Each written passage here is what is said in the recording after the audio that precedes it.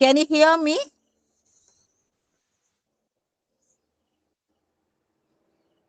Sister, only.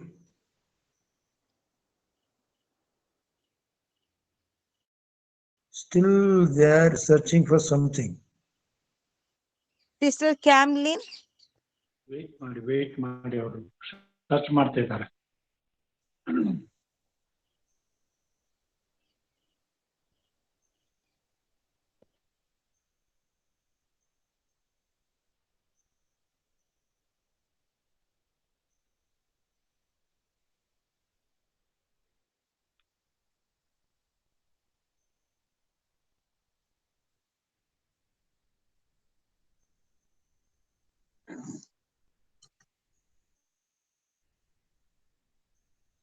ಅವ್ರು ಬರೋ ತನಕ ಇನ್ನೊಂದು ಹಾಡೋಣ. ಆ ಆ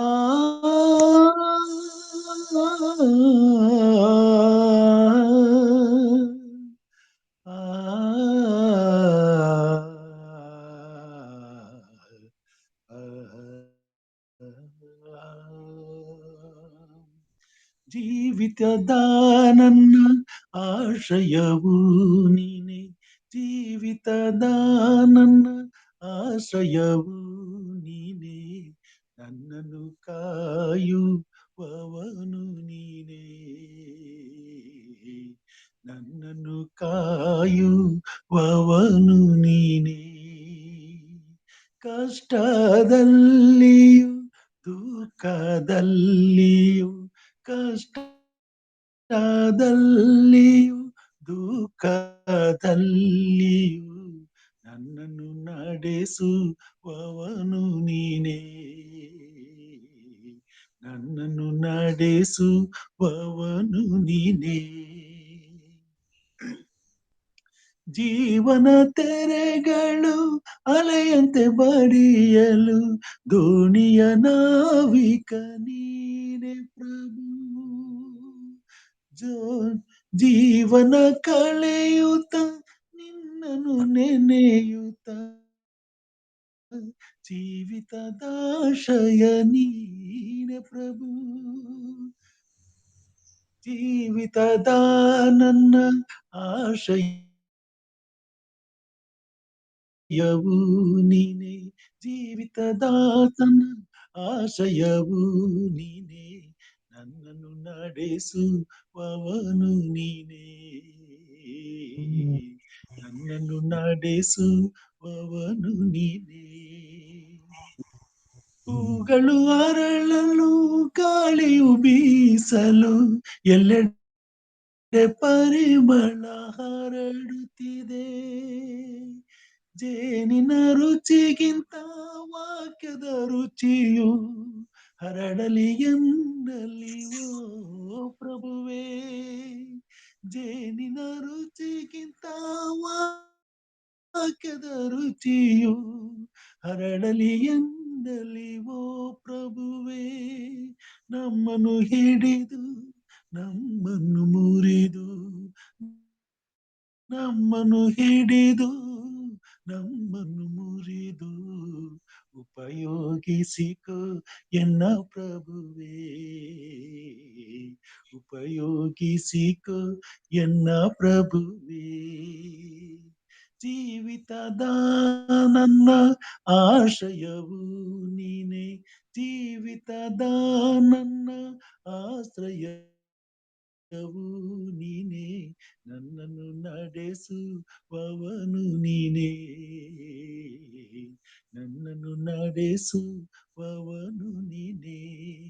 ಕಷ್ಟದಲ್ಲಿಯೂ ದುಃಖದಲ್ಲಿಯೂ, ಕಷ್ಟದಲ್ಲಿಯೂ ದುಃಖದಲ್ಲಿಯೂ ನನ್ನನ್ನು ಕಾಯುವವನು ನೀನೇ, ನನ್ನನ್ನು ಕಾಯುವವನು ನೀನೇ. Amen. Hello. Hello. Thank you so much, everybody, for the so patient. ಬಹಳ ತಾಳ್ಮೆಯಿಂದ ಕಾದ್ಕೊಂಡ್ರಿ. ನಿಮ್ಮೆಲ್ಲರಿಗೂ ನಾನು ವಂದನೆಗಳನ್ನ ಹೇಳುತ್ತೇನೆ. Okay. Yes, sister. So I'm going to do the presentation without the PowerPoint slide because somehow it's easy for me to do it on Google, but it's not allowing me to go through the PowerPoint slide for you guys tonight. And I'm very sorry about that. I don't know what's going on. ನನ್ನ ಉಪಕರಣ ಸರಿಯಾಗಿ ಕೆಲಸ ಮಾಡ್ತಾ ಇಲ್ಲ. ಆ ಕಾರಣದಿಂದ ಅದರ ರಹಿತವಾಗಿ ಅದಿಲ್ಲದೆ ನಾನು ಈ ಒಂದು ವಾಕ್ಯವನ್ನ ನಿಮಗೆ ಹೇಳ್ಕೊಡುವಂತನಾಗಿದ್ದೇನೆ.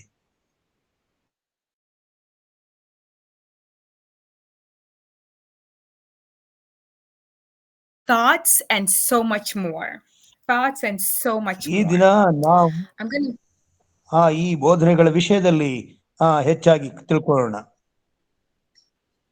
Okay. Yes, sister. Okay, so our text for this evening is 2 Timothy chapter 1 and verse 7, but please allow me to pray first.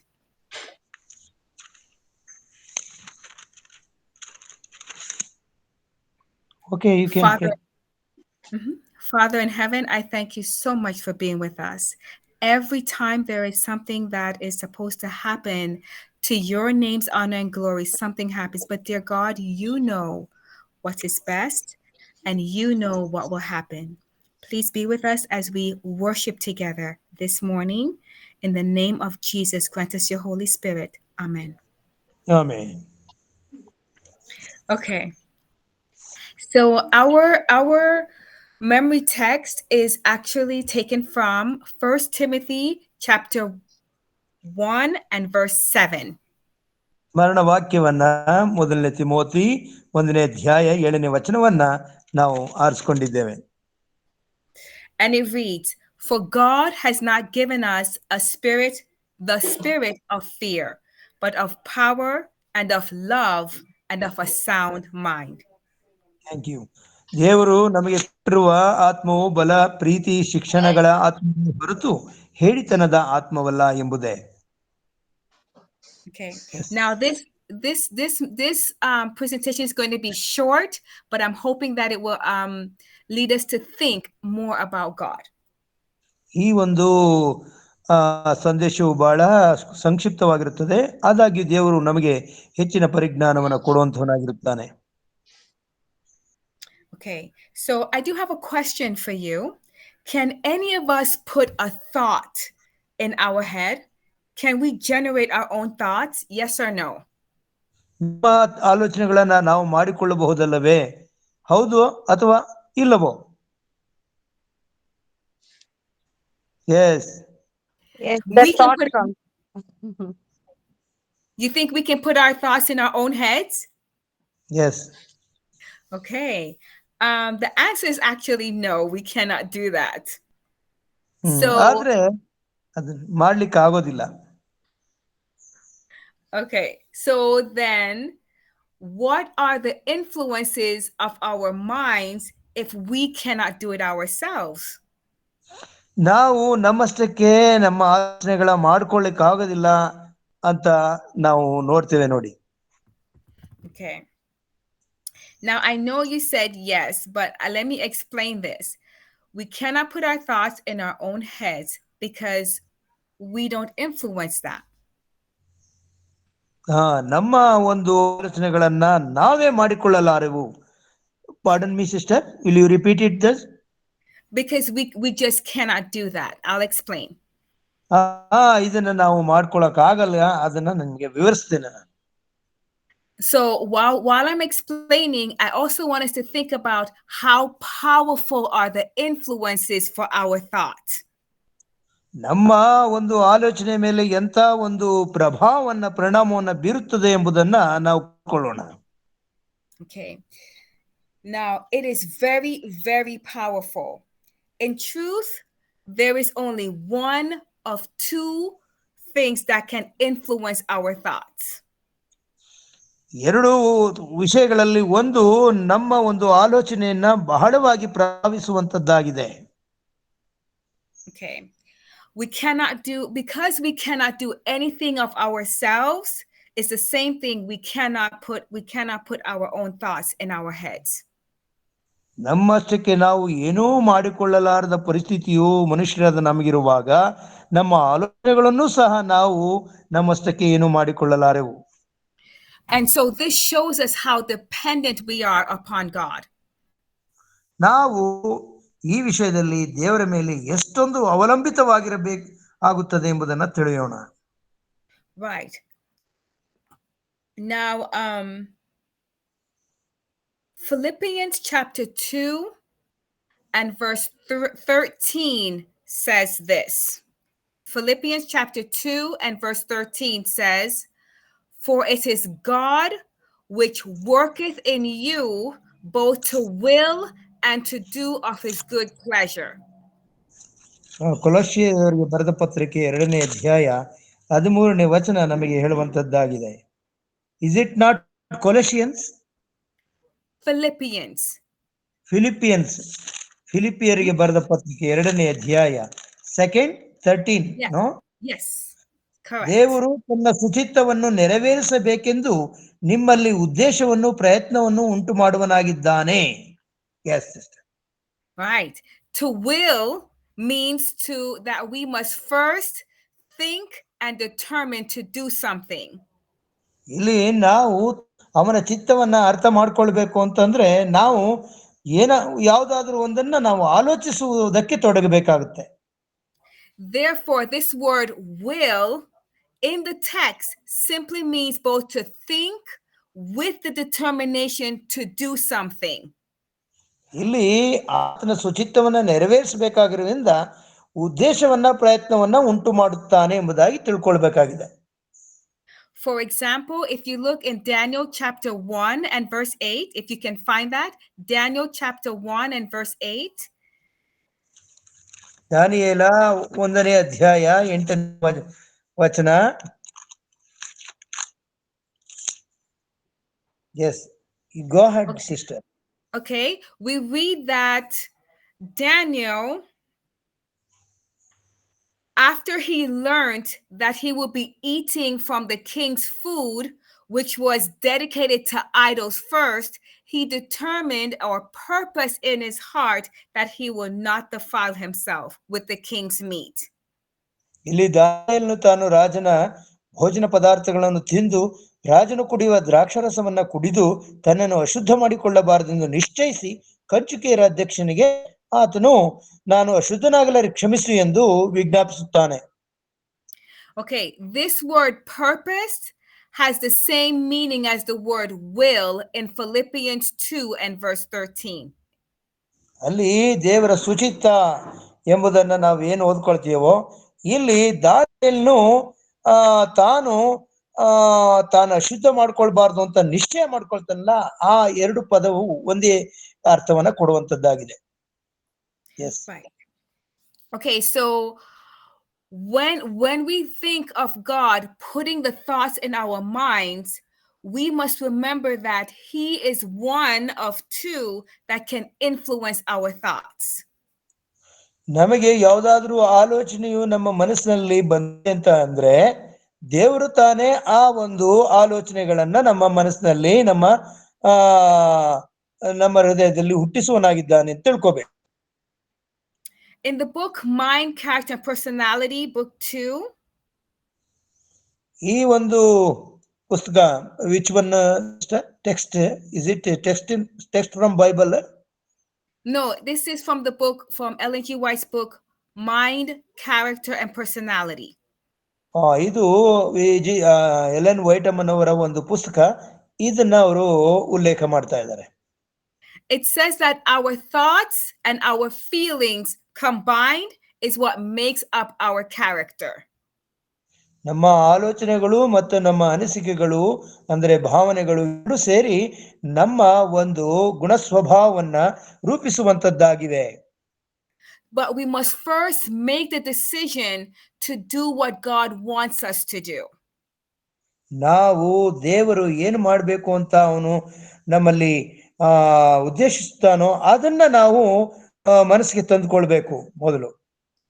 So if we're not following what God puts in our mind to think, then we will be following Satan's thoughts instead. ತಾನು ಏನು ಮಾಡಬೇಕೆಂದು ಅಂದುಕೊಂಡಿದ್ದಾನೋ ಅದನ್ನ ನಮ್ಮ ತಲೆಯಲ್ಲಿ ಹಾಕ್ಲಿಲ್ಲ ಅಂತಂದ್ರೆ ನಾವು ಖಂಡಿತವಾಗಿ ದೇವರು ಆ ಕಾರ್ಯವನ್ನ ಮಾಡದೆ ಸೈತಾನನಿಗೆ ನಾವು ಒಳಗಾಗುತ್ತೇವೆ. Right. But we are not left powerless. God has told us that he would help us by giving us the freedom to choose. ದೇವರು ನಮಗೆ ಯಾವ ರೀತಿಯಲ್ಲಿ ಸಹಾಯ ಮಾಡುತ್ತಾನೆ ಎಂದರೆ ಆಯ್ಕೆಯ ಸ್ವಾತಂತ್ರ್ಯವನ್ನ ನಮಗೆ ಕೊಟ್ಟು ನಮಗೆ ಸಹಾಯ ಮಾಡುವಂತವನಾಗಿದ್ದಾನೆ. Right. So God gives us the freedom of choice. ಯಾಕಂದರೆ ದೇವರು ನಮಗೆ ಆಯ್ಕೆಯ ಸ್ವಾತಂತ್ರ್ಯವನ್ನ ಕೊಡುವಂತವನಾಗಿದ್ದಾನೆ. Now he gives us this freedom to choose because he loves us. ಯಾಕಂದರೆ ಆತನು ನಮ್ಮನ್ನು ಪ್ರೀತಿಸುವನಾದ್ದರಿಂದ ಈ ಆಯ್ಕೆಯ ಸ್ವಾತಂತ್ರ್ಯವನ್ನ ಕೊಟ್ಟಿದ್ದಾನೆ. Right. And love never forces anyone to do anything. ಯಾಕಂದರೆ ಪ್ರೀತಿಯು ಯಾರನ್ನು ಒತ್ತಾಯಿಸುವುದಿಲ್ಲ, ಏನನ್ನು ಮಾಡುವುದಕ್ಕೂ ಒತ್ತಾಯದಿಂದ ಅದು ಮಾಡಿಸುವುದಿಲ್ಲ. Yes, it allows us to make the choice of which thought we want to follow. ನಾವು ಯಾವ ಒಂದು ಆಲೋಚನೆಗಳನ್ನ ನಾವು ಅನುಸರಿಸಿ ನಡೆಯಬೇಕು ಎಂಬುದಕ್ಕೆ ಪ್ರೀತಿಯು ನಮಗೆ ಒಂದು ಆಯ್ಕೆಯನ್ನ ಕೊಡುವಂತದ್ದಾಗಿದೆ. Okay. Good. So let us take a look at love. ನಾವು ಈ ಪ್ರೀತಿಯ ವಿಷಯದಲ್ಲಿ ಸ್ವಲ್ಪ ಧ್ಯಾನ ಮಾಡೋಣ. Right. Now, we're looking at Jeremiah chapter 29, verse 11, at what God thinks towards us. ಯೆರೆಮೀಯ 29ನೇ ಅಧ್ಯಾಯ 11ನೇ ವಚನವನ್ನ ನಾವು ನೋಡುವಾಗ ದೇವರು ನಮ್ಮ ವಿಷಯದಲ್ಲಿ ಯಾವ ಆಲೋಚನೆಯನ್ನ ಮಾಡಿಕೊಂಡಿದ್ದಾನೆ ಎಂಬುದು ತಿಳಿಯುತ್ತದೆ. Okay. Can you read Jeremiah 29, verse 11 for me, brother? S sister. ಇವರಿಗೆ ಗತಿಯಾಗಲಿ ಜೆರೆಮೀಯ 29:11 ಇವರಿಗೆ ಗತಿಯಾಗಲಿ ನಿರೀಕ್ಷೆ ಇರಲಿ ಎಂದು ನಾನು ನಿಮ್ಮ ವಿಷಯದಲ್ಲಿ ಮಾಡಿಕೊಳ್ಳುತ್ತಿರುವ ಆಲೋಚನೆಗಳನ್ನು ನಾನೇ ಬಲ್ಲೆನು. ಅವು ಅಹಿತದ ಆಲೋಚನೆಗಳಲ್ಲ, ಹಿತದ ಯೋಚನೆಗಳೇ. ನೀವು S. Okay. It says, for I know the thoughts that I think towards you, saith the Lord, thoughts of peace and not of evil, to give you an expected end. That is to give. Yes. Please continue. Okay. This means that God wants to give you and me a beautiful life now and for eternity with him. ನಾವು ಒಂದು ಒಳ್ಳೆ ಜೀವಿತವನ್ನ ಜೀವಿಸಬೇಕು, ಸದಾಕಾಲಕ್ಕೂ ಆತನ ಜೊತೆ ಜೀವಿಸಬೇಕೆಂಬುದು ಇರುವುದರಿಂದ ಆತನು ನಮ್ಮ ವಿಷಯದಲ್ಲಿ ಮಾಡುವ ಆಲೋಚನೆಗಳೆಲ್ಲ ಹಿತವಾದ ಆಲೋಚನೆ ಎಂಬುದನ್ನ ಈ ವಾಕ್ಯವು ನಮಗೆ ತಿಳಿಸಿಕೊಡುತ್ತದೆ. These are the thoughts that God has of us, and he tells us this in his word. ನಮ್ಮ ವಿಷಯದಲ್ಲಿ ಆತನು ಹೊಂದಿರುವ ಆಲೋಚನೆಗಳು ಇವು ತಾನೇ ಎಂಬುದಾಗಿ ವಾಕ್ಯವು ನಮಗೆ ಸ್ಪಷ್ಟಪಡಿಸುತ್ತದೆ. So whatever it is that you do today, think about what God is telling you. Think about the fact that he wants you to be with him today. ನಾವು ಈ ದಿನ ಏನೇನ ಮಾಡ್ತೇವೆಯೋ, ಏನೇನ ಆಲೋಚಿಸ್ಕೊಳ್ತೇವೆಯೋ ಅದು ದೇವರು ನಮ್ಮ ಹೃದಯದಲ್ಲಿ, ನಮ್ಮ ಮನಸ್ಸಿನಲ್ಲಿ ಮಾಡುವಂತಹ ಆಲೋಚನೆಗಳಾಗಿವೆ. Right. So God, or love, is fully aware of our thoughts. ದೇವರು ನಮ್ಮ ಎಲ್ಲಾ ಆಲೋಚನೆಗಳನ್ನ ಬಲ್ಲವನಾಗಿದ್ದಾನೆ. Okay. We're looking at Hebrews chapter 4, verse 11. ನಾವು ಇಬ್ರಿಯರಿಗೆ ಬರೆದ ಪತ್ರಿಕೆ 4ನೇ ಅಧ್ಯಾಯ 11ನೇ ವಚನವನ್ನ ನೋಡುತ್ತೇವೆ. Shall I read it, sister? Please, yes. ಆದುದರಿಂದ ನಾವು ಆ ವಿಶ್ರಾಂತಿಯಲ್ಲಿ ಸೇರುವುದಕ್ಕೆ ಪ್ರಯಾಸ ಪಡೋಣ. ನಮ್ಮಲ್ಲಿ ಒಬ್ಬರಾದರೂ ಅವರ ವಿಧೇಯತ್ವವನ್ನು ಅನುಸರಿಸುವವರಾಗಿರಬಾರದು ಎಂಬುದೇ. S. Right. For the word of God is quick and powerful and sharper than any two-edged sword, piercing even the dividing asunder of the soul and spirit and of the joints and marrow, and is a discerner of the thoughts and intents of the heart. Sister, will you please tell me the text again, once again? Hebrews 4, verse 11. 11 I have read. Yes. It is 12 in Kannada. 12. ಯಾಕಂದ್ರೆ ದೇವರ ವಾಕ್ಯವು ಸಜೀವವಾದದ್ದು, ಕಾರ್ಯಸಾಧಕವಾದದ್ದು, ಯಾವ ಇಬ್ಬಾಯಿ ಕತ್ತಿಗಿಂತಲೂ ಹದವಾದದ್ದು, ಪ್ರಾಣ ಆತ್ಮಗಳನ್ನು ಕೀಲು ಮರಗಳನ್ನು ವಿಭಾಗಿಸುವಷ್ಟು ಮಟ್ಟಿಗೂ ತೂರಿ ಹೋಗುವಂಥದ್ದು, ಹೃದಯದ ಆಲೋಚನೆಗಳನ್ನು ಉದ್ದೇಶಗಳನ್ನು ವಿವೇಚಿಸುವಂಥದ್ದು ಆಗಿದೆ. Thank you sister. Yes. And so when we know that God can discern our thoughts and the intents of our hearts, he is the one that wants to influence what we are thinking. ಆತನು ನಮ್ಮ ಹೃದಯದ ಆಲೋಚನೆಗಳನ್ನು ಉದ್ದೇಶಗಳನ್ನು ಆ ವಾಕ್ಯವು ವಿವೇಚಿಸುವುದಾಗಿರುವುದರಿಂದ ದೇವರು ನಮ್ಮ ಎಲ್ಲಾ ಆಲೋಚನೆಗಳನ್ನ ಉದ್ದೇಶಗಳನ್ನ ಪೂರ್ಣವಾಗಿ ಅರ್ಥಕೊಂಡಿದ್ದಾನೆ. Right. And so he wants to put the right thoughts in our head for his good pleasure so that we can have peace. ನಮ್ಮಲ್ಲಿ ಒಂದು ಶಾಂತಿ ನೆಲೆಸಬೇಕು ಎಂಬ ಒಂದು ಕಾರಣಕ್ಕೋಸ್ಕರ ದೇವರು ಒಳ್ಳೆಯ ಆಲೋಚನೆಗಳನ್ನು ನಮ್ಮ ಮನಸ್ಸಿನಲ್ಲಿ ಇಡುವಂತವನಾಗಿದ್ದಾನೆ. However, because of sin and the great controversy, God can see the true contents of our thoughts. ನಮ್ಮ ಆಲೋಚನೆಗಳಲ್ಲಿ ಎರಡೂ ರೀತಿಯ ವಿಷಯಗಳು ಇರುವುದನ್ನ ನಾವು ನೋಡ್ತೇವೆ. ಯಾಕೆಂತಂದ್ರೆ ಇದು ಮಹಾ ಒಂದು ಹೋರಾಟದ ಮತ್ತು ನಮ್ಮ ಪಾಪದ ಫಲವಾಗಿ ಇದು ನಡೆಯುವಂತದ್ದಾಗಿದೆ. Ellen G. White says, God sees that sin has debased and degraded man. ಇಲ್ಲಿ ಎಲೆನ್ ಜಿ ವೈಟಮ್ಮನವರು ಹೇಳ್ತಾರೆ, ಇದೆಲ್ಲಕ್ಕೂ ಪಾಪವೇ ಮೂಲ ಕಾರಣವೆಂಬುದಾಗಿ. But he looks upon man with pity and compassion. ಆದ್ರೆ ದೇವರು ಮನುಷ್ಯನ ವಿಷಯದಲ್ಲಿ ಕನಿಕರದಿಂದಲೂ ಸಹಾನುಭೂತಿಯಿಂದಲೂ ನೋಡುವಂತವನಾಗಿದ್ದಾನೆ. For he sees that Satan has him in his power. ಯಾಕಂತಂದ್ರೆ, pardon me sister. So he sees that Satan has man in his power. ಯಾಕಂತಂದರೆ ತನ್ನ ಒಂದು ಶಕ್ತಿಯಿಂದ ಆತನು ಸೈತಾನನ ಕೂಡ ಅವನು ನಿಯಂತ್ರಣಕ್ಕೆ ತೆಗೆದುಕೊಳ್ಳುವಂತವನಾಗಿದ್ದಾನೆ. So God makes every provision for us who are struggling with sin, whether it is in the form of, let me say this again. So God makes provision for all of us who are struggling with sin. ನಾವು ಪಾಪದಿಂದ ಈ ಒಂದು ಹೋರಾಟ ಮಾಡ್ತಾ ಇರುವಾಗ ನಮಗೆ ಬೇಕಾದಂತ ಏರ್ಪಾಡನ್ನ ದೇವರೇ ನಮಗೆ ಮಾಡಿಕೊಡುವಂತವನಾಗಿದ್ದಾನೆ. So if we're struggling with depression, with disease, different types of illnesses, guilt, or anything like that, God has made a way for us to come up out of that space.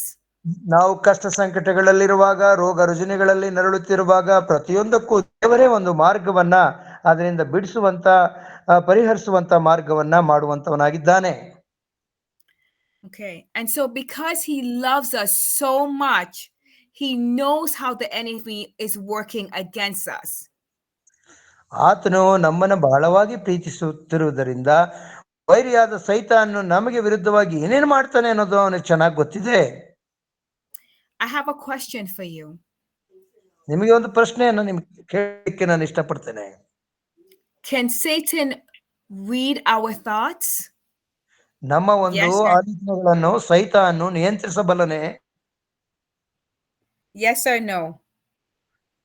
ಹೌದೋ ಅಥವಾ ಅಲ್ಲವೋ? Influences us, madam, sister. I didn't hear you. Say that again. He influences us. He influences our thoughts, yes? Yes. That's absolutely correct. He cannot read our thoughts. ಆತ ನಮ್ಮ ಆಲೋಚನೆಗಳ ಮಾಡ್ಲಿಕ್ಕಾಗಲ್ಲ. ನಮ್ಮ ಆಲೋಚನೆ ಮೇಲೆ ಪರಿಣಾಮವನ್ನು ಬೀರುವಂತೆ ಆತನಿಗೆ ಸಾಧ್ಯವಾಗುತ್ತೆ. Okay, so how does he influence our thoughts? Because he cannot tell what we're thinking. ನಮ್ಮ ಆಲೋಚನೆಗಳ ಮೇಲೆ ಆತನು ಹೇಗೆ ಪರಿಣಾಮವನ್ನು ಅಥವಾ ಪ್ರಭಾವವನ್ನು ಬೀರುತ್ತಾನೆ ನೋಡೋಣ. How does he do it? ಅದನ್ನು ಹೇಗೆ ಆತನು ಮಾಡುವಂತವನಾಗಿದ್ದಾನೆ? Through our sense. Say it again. Through our sense organs. Okay. Ellen G. White says this.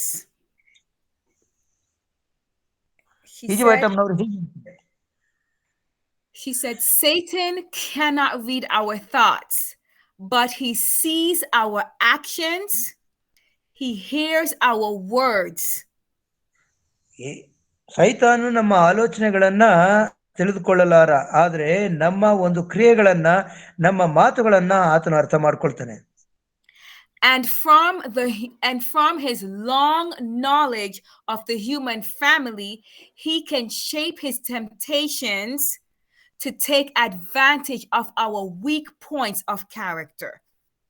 ನಮ್ಮ ಒಂದು ಗುಣ ಸ್ವಭಾವದಲ್ಲಿರುವಂತಹ ಒಂದು ಅಶಕ್ತೆ ಬಲಹೀನತೆಯನ್ನ ಆತನು ಬಲ್ಲವನಾಗಿರುತ್ತಾನೆ. ಆ ಬಲಹೀನತೆಯನ್ನ ಹಿಡ್ಕೊಂಡು ನಮ್ಮ ಮೇಲೆ ಪ್ರಭಾವವನ್ನು ಬೀರುವುದಕ್ಕೆ ಎಲ್ಲಾ ಶೋಧನೆಗಳನ್ನ ಆತನು ತರುವಂತವನಾಗಿರುತ್ತಾನೆ. And so we must not continue to give him access to the secrets of our minds because of how we're behaving. ನಮ್ಮ ಒಂದು ವರ್ತನೆಯ ಮುಖಾಂತರ ನಮ್ಮ ಮನಸ್ಸಿನೊಳಗಿದೆ ಆಲೋಚನೆಗಳು ಏನಿವೆ ಅನ್ನೋದು ಆತನ ಅರ್ಥ ಮಾಡ್ಕೊಳ್ತಾನೆ. ಆದ್ರಿಂದ ಈ ಒಂದು ನಮ್ಮ ಆಲೋಚನೆಗಳು ಏನು ಎಂಬುದನ್ನ ಆ ಒಂದು ರಹಸ್ಯವನ್ನ ನಾವು ಯಾವಾಗಲೂ ಬಿಟ್ಕೊಡ್ಬಾರ್ದು ಸೈತಾನಿಗೆ ಅಂತ ಈ ವಾಕ್ಯವು ಹೇಳುವಂತದ್ದಾಗಿದೆ. Because if we do and behave in a way that is not like God, he will get the victory over us. ನಾವು ಈ ರೀತಿ ನಮ್ಮ ಮನಸ್ಸಿನೊಳಗೆ ಏನಿದೆ ಅನ್ನೋದನ್ನ ನಮ್ಮ ಕ್ರಿಯೆಗಳ ಮುಖಾಂತರ ತೋರಿಸ್ಕೊಟ್ಟಾಗ ಸೈತಾನು ಅದರ ಮೇಲೆ ಪ್ರಭಾವವನ್ನ ಬೀರಿ ತಾನು ಜಯವನ್ನ ಸಾಧಿಸುವಂತವನಾಗಿರುತ್ತಾನೆ.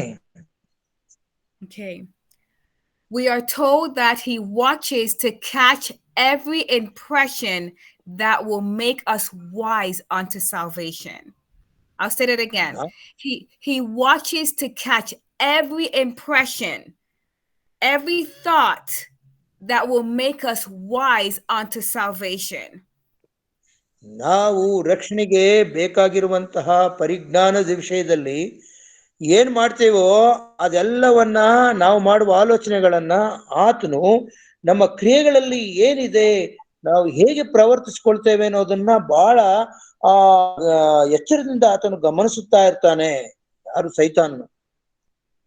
Right. So whenever we start thinking about God and wanting to be closer to God, then Satan comes in to tempt us to not draw closer to God. ನಾವು ದೇವರ ವಾಕ್ಯದ ಅನುಸಾರವಾಗಿ ದೇವರ ಚಿತ್ತಾನುಸಾರವಾಗಿ ನಡೆಕೊಳ್ಳುವುದಕ್ಕೆ ಪ್ರಯತ್ನಿಸುವಾಗ ಸೈತಾನು ನಾವು ಹಾಗೆ ಎಂದಿಗೂ ಮಾಡಬಾರದು ಅಂತ ಹೇಳಿ ತನ್ನದೇ ಆದ ಒಂದು ಪ್ರಭಾವವನ್ನು ಬೀರುವುದಕ್ಕೆ ಆತನು ಶುರು ಮಾಡುತ್ತಾನೆ. Yes, this is from the book The Great Controversy, page 594. ಇದು ಮಹಾ ಹೋರಾಟದ ಪುಸ್ತಕದ 5ನೇ ಒಂದು ಪುಟದಲ್ಲಿ ಇದೆ. Yes, but a lot of people today are very sick because of how they think. ಈ ದಿನ ಅನೇಕ ಜನರು ತಮ್ಮ ದೈಹಿಕವಾಗಿ ಅಸ್ವಸ್ಥರಾಗಿದ್ದಾರೆ, ರೋಗ ರುಜಿನಗಳಿಂದ ಬಳಲ್ತಾ ಇದ್ದಾರೆ. Right. Okay. We are told that 9/10 of the diseases that are out there starts in the mind. ಸುಮಾರು 9 ಸಲ ನಮ್ಮ ರೋಗಗಳಿಗೆ ಕಾರಣ ಏನಂತಂದ್ರೆ ಅವು ಮೊದಲು ನಮ್ಮ ಮನಸ್ಸಿನಲ್ಲಿ, ನಮ್ಮ ಆಲೋಚನೆಯಲ್ಲಿ ಹುಟ್ಟುವಂತದ್ದಾಗಿದೆ. Right. But the Bible says in Proverbs chapter 17 verse 22, Proverbs chapter 17 verse 22, ಇಲ್ಲಿ ಪ್ರಾವರ್ಬ್ಸ್ ಅಂದ್ರೆ ಜ್ಞಾನೋಕ್ತಿಗಳು 17:22 ವಚನ ಹೇಳುವಂತದ್ದಾಗಿದೆ. Go ahead and read Shall it I for me, read? please. Yes. ಹರ್ಷಹೃದಯವು ಒಳ್ಳೆಯ ಔಷಧ, ಕುಗ್ಗಿದ ಮನಸ್ಸಿನಿಂದ ಒಣಮೈ. Right. A merry heart doeth good like medicine, but a broken spirit drieth up the bones. ಹರ್ಷಹೃದಯ ಒಳ್ಳೆಯ ಔಷಧವಾಗಿದೆ, ಮನಸ್ಸು ಕುಗ್ಗಿ ಹೋಗುವುದರಿಂದ ನಮಗೆ ಒಣಮೈ ಪ್ರಾಪ್ತಿಯಾಗುತ್ತದೆ. In this very text, you can tell who is at work and for what purpose. ಈ ಒಂದು ವಾಕ್ಯದಲ್ಲಿ ನಾವು ನೋಡುವುದಾದರೆ ಇದನ್ನ ಮಾಡುವಂತಹವನು ಯಾವ ಉದ್ದೇಶದಿಂದ ಮಾಡುವಂತವನಾಗಿದ್ದಾನೆ ಎಂಬುದನ್ನ ತಿಳ್ಕೊಳ್ಳಬಹುದಾಗಿದೆ. Right. God wants us to be happy and healthy. Satan wants us to be sad, sick, even to the point of death. ದೇವರು ನಮ್ಮ ಯಾವಾಗಲೂ ಸಂತೋಷದಿಂದ ಆರೋಗ್ಯಭರಿತರಾಗಿರಬೇಕೆಂಬುದು ದೇವರ ಚಿತ್ತವಾಗಿದೆ. ಆದರೆ ಸೈತಾನು ನಾವು ಯಾವಾಗಲೂ ದುಃಖದಿಂದ ಇರಬೇಕು, ರೋಗ ರುಜಿನಗಳಿಂದ ಬಳಲಬೇಕು ಅನ್ನೋದು ಸೈತಾನ್ನ ಒಂದು ಉದ್ದೇಶವಾಗಿದೆ. Right. So we want to focus more on how God thinks about us. ಆದ್ದರಿಂದ ನಮ್ಮ ದೇವರು ನಮ್ಮ ವಿಷಯದಲ್ಲಿ ಯಾವ ಆಲೋಚನೆಗಳನ್ನ ಹೊಂದಿದ್ದಾನೆ ಎಂಬುದರ ಬಗ್ಗೆ ಹೆಚ್ಚಾಗಿ ಧ್ಯಾನಿಸಬೇಕಾಗಿದೆ. Okay. In 2 John chapter 3, 2 John verse 2. ಎರಡನೆಯ ಒಂದು ಯೋಹಾನ 2ನೇ ವಚನವನ್ನು ನಾವು ನೋಡೋಣ. I'm sorry, correction, my dear brother. It's 3 John 2. ಇದು 3ನೆಯ ಒಂದು ಯೋಹಾನ್ ಪತ್ರಿಕೆ 2ನೇ ವಚನ. ಪ್ರಿಯನೇ, ನೀನು ಆತ್ಮ ವಿಷಯದಲ್ಲಿ ಅಭಿವೃದ್ಧಿ ಹೊಂದುವ ಪ್ರಕಾರ ಎಲ್ಲಾ ವಿಷಯಗಳಲ್ಲಿಯೂ ಅಭಿವೃದ್ಧಿ ಹೊಂದಿ ಇರಬೇಕೆಂದು ಪ್ರಾರ್ಥಿಸುತ್ತೇನೆ. Yes, sister. Okay, did you read it for me? Yes, I have read it. Perfect.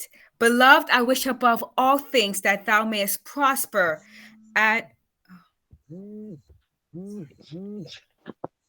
and be in health, even as thy soul prospereth. He just read it. In the desire... Go ahead. Yeah, please. Complete. Okay. In the desire of ages, the Father did this very thing because of his love for us. I'm only going to paraphrase it.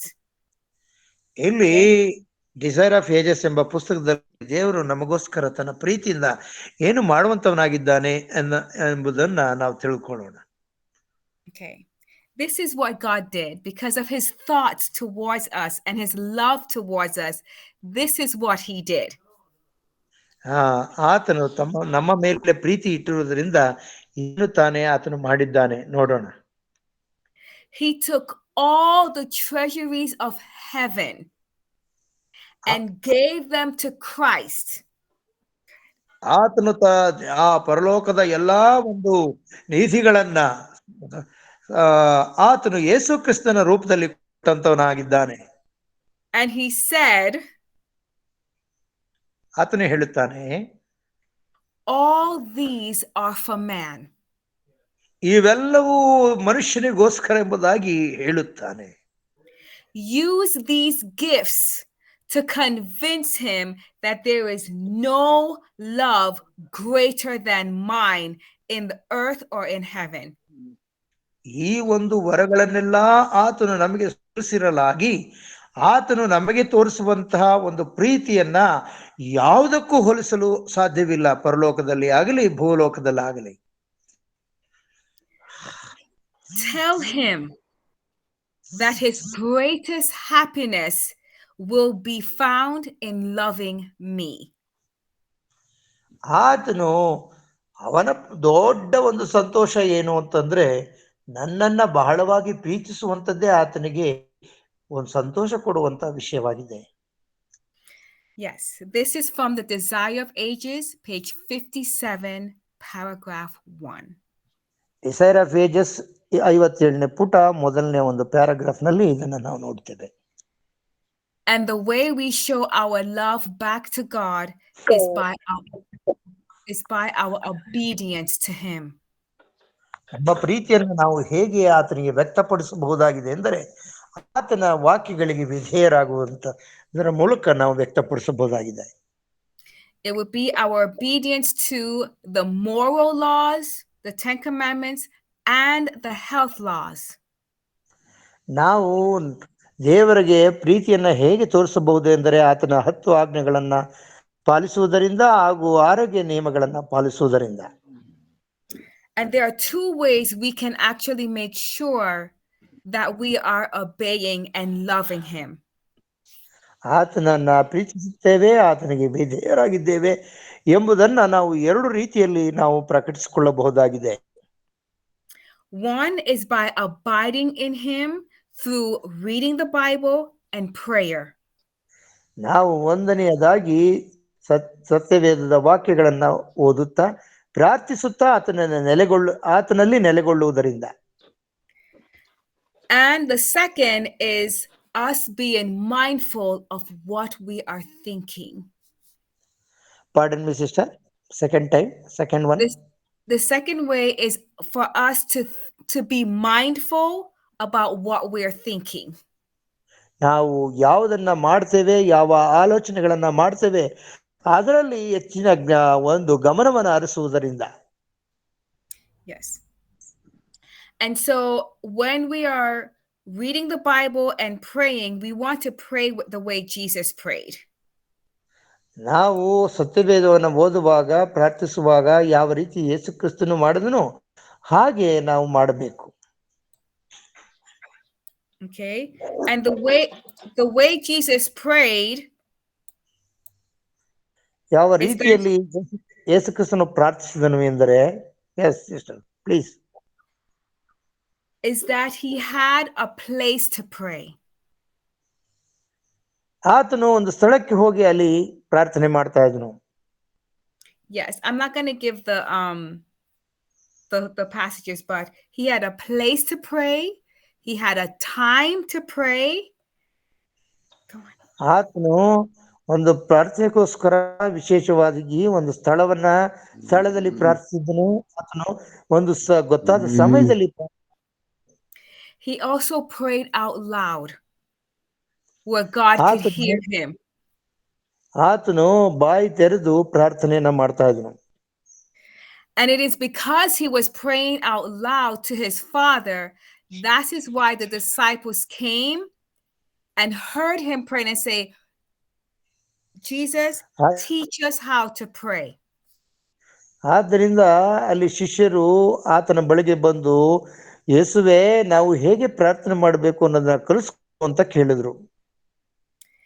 And while we are praying, if our mind wanders off, bring it back. ನಮ್ಮ ಪ್ರಾರ್ಥನೆ ಮಾಡುವಾಗ ನಮ್ಮ ಆಲೋಚನೆಗಳು ಬೇರೆ ಬೇರೆ ಕಡೆ ಹೊರಳುವಂತದ್ದಾಗಿರುತ್ತದೆ. Okay, I'm going to put up my last slide so that you can read it for me, okay, so that everybody can see it. ನಾನು ಕಡೆಯದ ಒಂದು ಸ್ಲೈಡ್ ಅನ್ನ ಇಡ್ತಾ ಇದ್ದೇನೆ, ಇದನ್ನ ಓದ್ಲಿಕ್ಕಾಗುತ್ತಾ ನೋಡಿ. The second thing that we want to do is to make sure that we're thinking the right things. Can you see my screen? No, sister, it is not in the screen, but you can explain it, sister, without sharing it. Okay. No. Now we can see. Okay. Yes. Okay. And so we want to think about what we're actually thinking. ನಾವು ಏನನ್ನ ನಮ್ಮ ಮನಸ್ಸಿನಲ್ಲಿ ಹೃದಯದಲ್ಲಿ ಆಲೋಚಿಸುತ್ತೇವೆ ಆ ವಿಷಯದಲ್ಲಿ ನಾವು ಎಚ್ಚರಿಕೆ ವಹಿಸಬೇಕಾಗಿದೆ.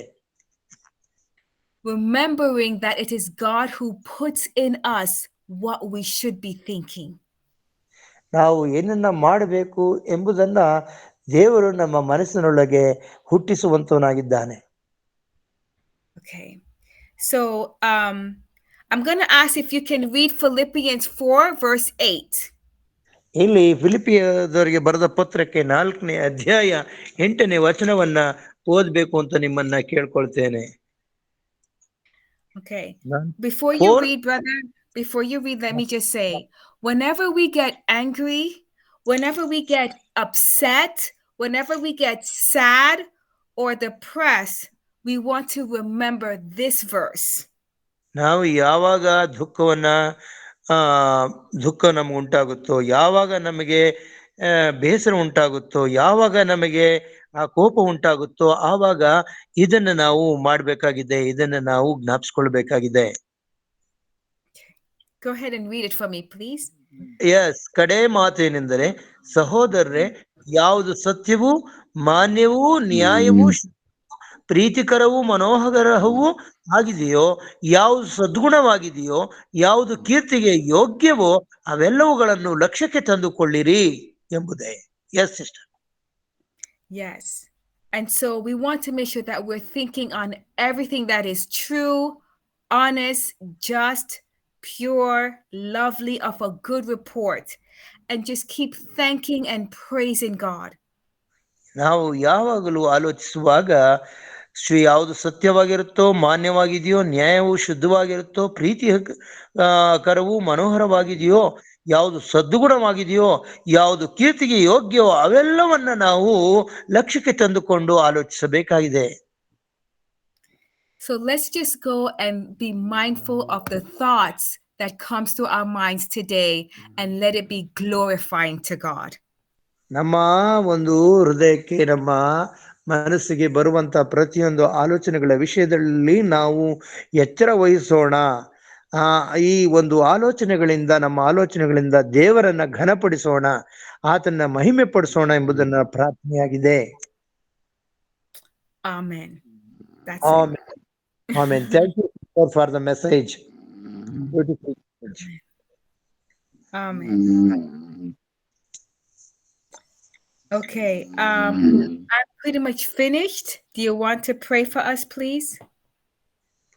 ಈ ಒಂದು ಸಂದೇಶವನ್ನು ಮುಕ್ತಾಯ ಮಾಡಿದ್ದೇನೆ. ದಯವಿಟ್ಟು ನಮಗೋಸ್ಕರ ಪ್ರಾರ್ಥನೆ ಮಾಡ್ರಿ. Yes, we are going to pray for you also sister. Yes, please. Thank you. ಧನ್ಯವಾದಗಳು. ಉತ್ತಮವಾದಂತ ಸಂದೇಶವನ್ನ ಈ ಬೆಳಗಿನ ಜಾವದಲ್ಲಿ ನಮ್ಮೆಲ್ಲರಿಗೂ ತಂದಂತ ಡಾಕ್ಟರ್ ಕ್ಯಾಮ್ಲಿನ್ ಅವರಿಗೆ ನಾನು ವಂದನೆಗಳನ್ನ ಸಲ್ಲಿಸ್ತೇನೆ. ಕರ್ತನು ಅವರನ್ನ, ಅವರು ಮಾಡುವಂತ ಮಿನಿಸ್ಟ್ರಿಯನ್ನು ಆಶೀರ್ವಾದ ಮಾಡಲಿ. ಈಗ ಮುಕ್ತಾಯದ ಪ್ರಾರ್ಥನೆ ಮಾಡಕ್ ಹೋಗೋಣ. ಪ್ರಾರ್ಥನೆ ವಿಜ್ಞಾಪನೆಗಳಿದ್ರೆ ದಯಮಾಡಿ ಹಂಚಿಕೊಳ್ಬೇಕೆಂದಾಗಿ ಕೇಳ್ಕೊಳ್ತೇನೆ. ಮುಕ್ತಾಯದ ಪ್ರಾರ್ಥನೆಯನ್ನ ನಾನು ಮಾಡ್ತೇನೆ. ಮನೆಗೋಸ್ಕರ ಪ್ರಾರ್ಥನೆ ಮಾಡಿ ಸರ್, ಮನೆಗೋಸ್ಕರ. ಓಕೆ, ಸೋದರ ರವಿಗೋಸ್ಕರ ಪ್ರಾರ್ಥನೆ ಮಾಡೋಣ. Any prayer request? ನಮ್ಮ ವಿಜ್ಞಾಪನೆಗೋಸ್ಕರ ಪ್ರೇಯರ್ ಮಾಡಿ ಸರ್. ವರಲಕ್ಷ್ಮಿ ಅವರ ವಿಜ್ಞಾಪನೆಗೋಸ್ಕರ ಪ್ರಾರ್ಥನೆ ಮಾಡೋಣ. Okay. ಪ್ರಾರ್ಥನೆ ಮಾಡಿಕೊಳ್ಳೋಣ. S. Is there anything else that I should be doing?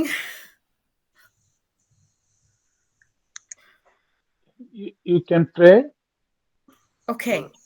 Yes. Yeah. Now Okay, you please pray for us, sister. Yeah. Now. Yes. Loving Father in heaven, we thank you so much for being such a wonderful and faithful God.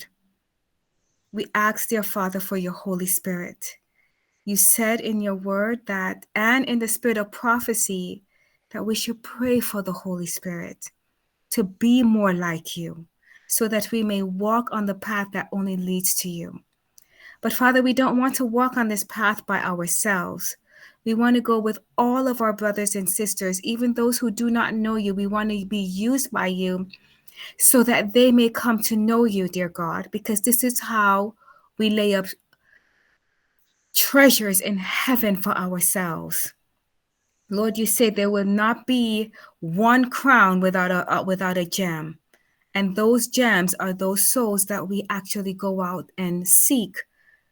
And so, Father, we ask that you will use us today by guiding our thoughts and helping us, dear Father, to keep our minds stayed upon you. Lord, we are hours away from each other. It's 9:30 at night for me, and it's probably 7 o'clock for my brothers and my sisters in India. But dear God, we are close because we are knitted to you. Please give us the opportunity where we get to see each other face to face, so that we can praise you together. Yeah. Father, please be with them throughout today. Be with me and my family as we go to bed. And please, dear Father, forgive us of our sins, because we know that now is the time when you are looking over the books. We are in the anti-typical day of atonement, and your work is almost finished. Please help us to be ready when you come. In Jesus' name we pray. Amen. Amen. Amen. Okay, ಮುಕ್ತಾಯದ ಪ್ರಾರ್ಥನೆ ನಾನು ಮಾಡ್ತೇನೆ. I am going to pray. Yes. ನಮ್ಮನ್ನು ಬಹಳವಾಗಿ ಪ್ರೀತಿ ಮಾಡಿದ ಮಹಾಸ್ವಾಮಿ, ಈ ದಿನಕ್ಕಾಗಿ ತಂದಂತ ಸಂದೇಶಕ್ಕಾಗಿ ಸ್ತೋತ್ರಪ್ಪ. ನಿನ್ನ ಪ್ರಿಯರನ್ನ ಈ ದಿನ ನಮ್ಮ ಮಧ್ಯದಲ್ಲಿ ತಂದು ಅವರ ಮುಖಾಂತರವಾಗಿ ನೀನು ಮಾತನಾಡಿದಿ, ಇದಕ್ಕಾಗಿ ಸ್ತೋತ್ರ. ಕೂಡಿ ಬಂದಂತ ಮಂದಿಗಾಗಿ ಸ್ತೋತ್ರ ಸ್ವಾಮಿ. 22 ಕುಟುಂಬಗಳನ್ನ ಆಶೀರ್ವಾದ ಮಾಡು ಕರ್ತನೆ. ಇನ್ನು ಹೆಚ್ಚಿನ ರೀತಿಯಲ್ಲಿ ನಿನ್ನ ಮಕ್ಕಳು ಈ ಕೂಟದಲ್ಲಿ ಭಾಗವಹಿಸಿ ಪಾತ್ರಧಾರಿಗಳಾಗಿ ನಿನ್ನ ಕೃಪೆಯನ್ನು, ನಿನ್ನ ಆಶೀರ್ವಾದಗಳನ್ನು ಅನುಭವಿಸುವಂತೆ, ನಿನ್ನ ಬಲದಲ್ಲಿ ಅಭಿವೃದ್ಧಿ ಹೊಂದುವಂತೆ ಕಾರ್ಯ ಮಾಡು. ಈ ಕೂಟಗಳಲ್ಲಿ ಭಾಗವಹಿಸಿ ನಿನ್ನ ಸೇವೆಯನ್ನ ಬಲಪಡಿಸುತ್ತಿರುವಂತೆ ಎಲ್ಲಾ ನಿನ್ನ ಭಕ್ತರನ್ನ ಆಶೀರ್ವದಿಸು. ವಿಶೇಷವಾಗಿ ಈ ಸಮಯದಲ್ಲಿ ಸಂದೇಶವನ್ನು ತಂದಂತ ಕ್ಯಾಮ್ಲಿನ್ ಜೇವಿಯರ್ ಅವರಿಗೂ, ಭಾಷಾಂತರ ಮಾಡಿದಂತ ಹಿರಿಯರಂತ ಚಿನ್ನಪ್ಪ ಅವ್ರಿಗೂ ನಿನಗೆ ಸ್ತೋತ್ರ ಸಲ್ಲಿಸ್ತೇನೆ. ಅವ್ರನ್ನ ಬಲಪಡಿಸೋದಕ್ಕಾಗಿ ಸ್ತೋತ್ರ. ಈ ದಿನದ ಸಂದೇಶಕ್ಕಾಗಿ ಸ್ತೋತ್ರ ಸ್ವಾಮಿ. ನಮ್ಮೆಲ್ಲರನ್ನ ನೀನು ಕೃಪಾಸ್ತೇನೆ, ನಮ್ಮನ್ನು ಆಶೀರ್ವದಿಸು. ವಿಶೇಷವಾಗಿ ರವಿ ಅವರ ವಿಜ್ಞಾಪನೆಗೂ ಪ್ರಾರ್ಥನೆ ಸ್ವಾಮಿ. ಅವರ ಪ್ರಾರ್ಥನೆಯಿಂದ ಆಲಿಸು, ಅವರಿಗೆ ಸದುತ್ತರವನ್ನು ಕೊಡು. ಬಲವಾಗಿ ನಂಬಿಕೆಯಿಂದ ಪ್ರಾರ್ಥಿಸುತ್ತಿರುವಾಗ ನೀನು ಅವರಿಗೆ ನಂಬಿಗಸ್ತನಾಗಿ ಅವರ ಪ್ರಾರ್ಥನೆ ವಿಜ್ಞಾಪನೆಗಳಲ್ಲಿ ನೀನು ಜಯ ಕೊಡಬೇಕೆಂದು ಬೇಡ್ತೇನೆ ಸ್ವಾಮಿ. ಸಹೋದರಿ ವರಲಕ್ಷ್ಮಿ ಅವ್ರಿಗೂ ಪ್ರಾರ್ಥನೆ ಸ್ವಾಮಿ. ಇವತ್ತು ಅವರ ಕುಟುಂಬದಲ್ಲಿ ಅವರಿಗೆ ಬರಬೇಕಾದಂತ ಪಾಲನ ಪಡೆದುಕೊಳ್ಳಲಿಕ್ಕೆ ಅವ್ರು ಹೋಗುವಾಗ ನಿನ್ನ ಕೃಪೆ ತೋರು, ಅವರಿಗೆ ದಯ ತೋರು. ಅವರಿಗೆ ಸಿಗಬೇಕಾದಂತ ಆಶೀರ್ವಾದಗಳು ಅವರಿಗೆ ಸಿಗ್ಲಿಕ್ಕಾಗುವಂತೆ ಕಾರ್ಯ. ಅನೇಕರು ಅಸ್ವಸ್ಥರಾಗಿದ್ದಾರೆ, ಅವರನ್ನು ಮುಟ್ಟಪ್ಪ ಗುಣಪಡಿಸು. ಅನೇಕರು ದುಃಖದಲ್ಲಿದ್ದಾರೆ, ಅವರನ್ನು ಸಂತೈಸು, ಸಮಾಧಾನ ಪಡಿಸು. ಅನೇಕರಲ್ಲಿ ಸ್ವಾಮಿ ನೀನು ಉತ್ಸುಕತೆಯನ್ನು, ಸಂತೋಷವನ್ನು, ಬಿಡುಗಡೆಯನ್ನು ಉಂಟು ಮಾಡಿದಿ. ಇದಕ್ಕಾಗಿ ನಿನಗೆ ಸ್ತೋತ್ರ. ಈ ದಿನವನ್ನು ಆಶೀರ್ವದಿಸಿ ಆರೋಗ್ಯದಿಂದ ತುಂಬಿಸು. ಅನೇಕರು ನಾವು ಈ ದಿನವನ್ನು ಪ್ರಾರಂಭಿಸಿದ್ದೇವೆ, ಅನೇಕರು ಈ ದಿನವನ್ನು ಅಂತ್ಯಗೊಳಿಸಿದ್ದಾರೆ. ನಿದ್ರೆಗೆ ಹೋಗುವಾಗ ನಿನ್ನ ಕೃಪೆ ಅವರ ಸಂಗಡಲ್ಲಿ ಇರಲಿ, ನಮ್ಮ ಕೆಲಸ ಕಾರ್ಯಗಳಲ್ಲಿ ನಮ್ಮ ಸಂಗಡಲ್ಲಿ ಇರಲಿ. ಅವನ ಆಶೀರ್ವದಿಸು, ಅಭಿವೃದ್ಧಿ ಪಡಿಸು. ಈ ಕಾರ್ಯಕ್ರಮದಲ್ಲಿ ಇನ್ನಷ್ಟು ನಿನ್ನ ಪ್ರೀತಿಯನ್ನು ಹಂಚುವ ಹಾಗೆ, ರಾಜ್ಯಕ್ಕಾಗಿ ದುಡಿಯುವ ಹಾಗೆ, ನಿನ್ನ ಬರೋಣವನ್ನು ಸಿದ್ಧಪಡಿಸುವ ಹಾಗೆ ಕಾರ್ಯ ಮಾಡು. ಎಲ್ಲಾದರಲ್ಲಿ ನಿನಗೆ ಮಹಿಮೆ ಆಗಲಿ. ಯೇಸು ಸ್ವಾಮಿ ಹೆಸರಿನಲ್ಲಿ ತಾಳ್ಮೆಯಿಂದ ವಿನಯದಿಂದ ಬೇಡಿದ್ದೇನೆ ನಮ್ಮ ತಂದೆಯೇ, ಆಮೇನ್. ಪರಲೋಕದ ಪ್ರಾರ್ಥನೆ ಮಾಡಿಕೊಳ್ಳೋಣ. ಪರಲೋಕದಲ್ಲಿರುವ ನಮ್ಮ ತಂದೆಯೇ, ನಿನ್ನ ನಾಮವು ಪರಿಶುದ್ಧವೆಂದು ಎಣಿಸಲ್ಪಡಲಿ. ನಿನ್ನ ರಾಜ್ಯವು ಬರಲಿ. ನಿನ್ನ ಚಿತ್ತವು ಪರಲೋಕದಲ್ಲಿ ನೆರವೇರುವ ಪ್ರಕಾರ ಭೂಲೋಕದಲ್ಲಿಯೂ ನೆರವೇರಲಿ. ನಮ್ಮ ಅನುದಿನದ ಆಹಾರವನ್ನು ಇವತ್ತು ನಮ್ಮದೇ ಪಾಲಿಸಿಕೊಡು. ನಮಗೆ ತಪ್ಪು ಮಾಡಿದವರನ್ನು ನಾವು ಕ್ಷಮಿಸಿದಂತೆ ನಮ್ಮ ತಪ್ಪುಗಳನ್ನು ಕ್ಷಮಿಸಿ, ನಮ್ಮನ್ನು ಶೋಧನೆಯೊಳಗೆ ಸೇರಿಸದೆ ಕೇಡಿನಿಂದ ತಪ್ಪಿಸು. ಯಾಕಂದರೆ ರಾಜ್ಯವು, ಬಲವು, ಮಹಿಮೆಯು ಸದಾಕಾಲ ನಿನ್ನದೇ ಸ್ವಾಮಿ, ಆಮೇನ್. ನಮ್ಮ ತಂದೆಯಾದ ದೇವರ ಪ್ರೀತಿಯು, ನಮ್ಮ ರಕ್ಷಕನಾದಂತ ಯೇಸು ಕ್ರಿಸ್ತನ ಕೃಪೆಯು, ಪರಿಶುದ್ಧಾತ್ಮ ದೇವರ ಅನುನ್ನತಿಯು, ಐಕ್ಯತೆಯು, ಸಹವಾಸವು, ಕೂಡಿ ಬಂದಿರುವಂತಹ ದೇವ ಮಂದಿಯ ಸಂಗಡ, ವಿಶೇಷವಾಗಿ ಈ ದಿನ ಸಂದೇಶ ತಂದುವಂತ ಡಾಕ್ಟರ್ ಕ್ಯಾಮ್ಲಿನ್ ಜೇವಿಯರ್ ಅವರ ಕುಟುಂಬದವರ ಸಂಗಡ, ಭಾಷಾಂತರಿಸಿದಂತ ಸಹೋದರ ಚಿನ್ನಪ್ಪ ಸಾತ್ವಿಕ್ ಅವರ ಸಂಗಡ, ಕೂಡಿ ಬಂದಂತ ನಮ್ಮೆಲ್ಲರ ಸಂಗಡ ಸದಾ ಕಾಲ ನೆಲೆಯಾಗಿರಲಿ ಸ್ವಾಮಿ, ಆಮೇನ್. Thank you so much, Sister Camlin, for the bread of life. So God bless you and your family and your medical missionary service. Stay blessed, and soon we are going to see you in our motherland. Okay, we will pray. Praying Yeah. for that, yes. Yeah, you all are going to pray for that. So stay blessed. Good night. Okay, good night, everybody. Thank you again. Sorry about the presentation. It's okay. We do hope in future it will be, everything will be okay, and you can present so many. I can actually send it to you guys so you can see it, because I think Yes, it would be good. I will send it to Savvy so you guys can have it. Thank you. Thank you. Thank you. Perfect.